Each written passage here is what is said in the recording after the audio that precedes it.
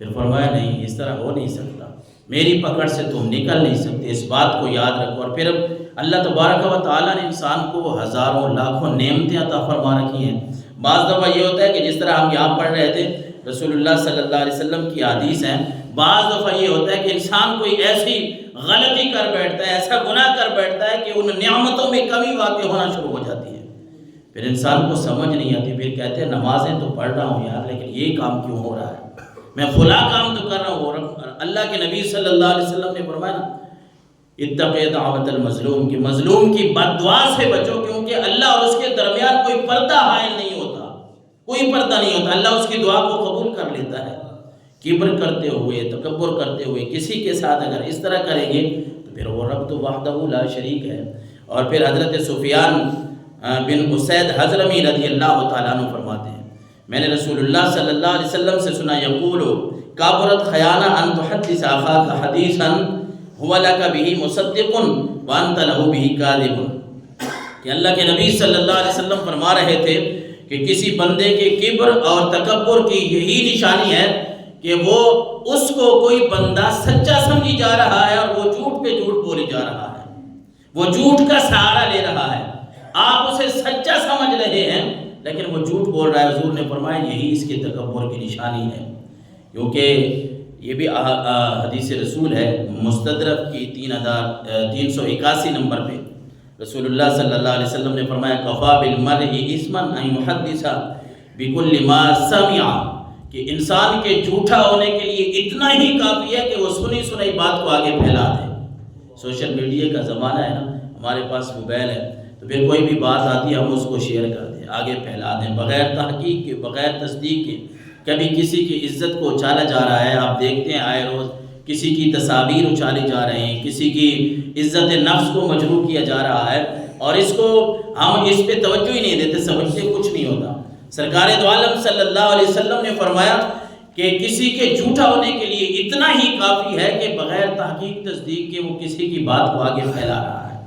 اور جس طرح میں نے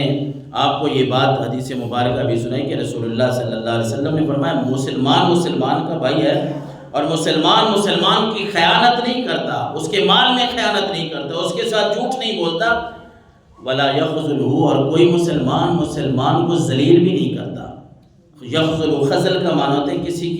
کسی کو ذلیل کرنا، تذلیل کسی کی کرنا۔ اور فرمایا آپ صلی اللہ علیہ وسلم نے کہ بحسب امرئ من الشر ان یحتقر اخاہ المسلم، کسی بھی مسلمان کے شریر ہونے کے لیے،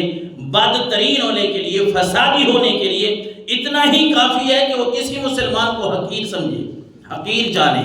اگر کوئی بندہ کسی کو حقیر جانتا ہے، اللہ کے نبی نے فرمایا اس کے فسادی کے لیے اتنا ہی کافی ہے، سمجھ لو کہ بندہ شریر ہے، فسادی ہے۔ اور اللہ کے نبی صلی اللہ علیہ وسلم کی حدیث مبارکہ کے بعد اگر سورہ حج کی آیت نمبر 30 دیکھیں، فَاجْتَنِبُوا الرِّجْسَ مِنَ الْأَوْثَانِ وَاجْتَنِبُوا قَوْلَ الزُّورِ، رسول اللہ صلی اللہ علیہ وسلم نے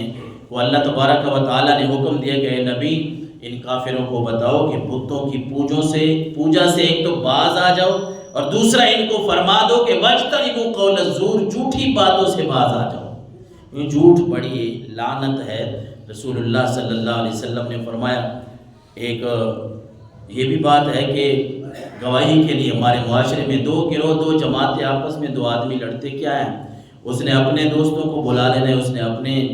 جاننے والوں کو، اور پھر جھوٹی گواہیاں شروع ہو جاتی ہیں۔ ہم نے تو یہ نہیں دیکھنا کہ ہم کلمہ پڑھتے ہیں، مسلمان ہیں، تو ہمارے کلمے کے بھی حقوق ہیں، نہیں، ہم کہتے نہیں یہ میرا بندہ ہے،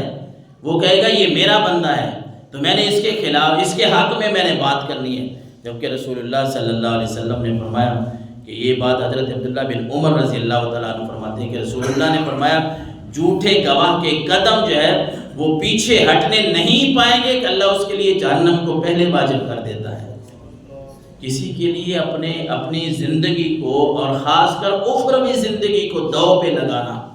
یہ میرا سجن ہے، میرا دوست ہے، تو خیر ہے جی، میں اس کے ساتھ چلا جاتا ہوں، میں اس کی گواہی دے دوں گا، میں یہ کر دوں گا، میں وہ نہیں۔ اللہ کے نبی صلی اللہ علیہ وسلم نے اس بات سے سختی سے منع فرمایا، بلکہ حضرت ابن عمر فرماتے ہیں، ترمذی شریف کی حدیث ہے، ان النبی صلی اللہ علیہ وسلم اذا کذب العبد تباعد عنه الملک میلا من نتن ما جاء به، کہ ایک جھوٹ جو ہوتا ہے نا اس کی بدبو ہوتی ہے خاص قسم کی، ہمیں تو خیر محسوس نہیں ہوتی،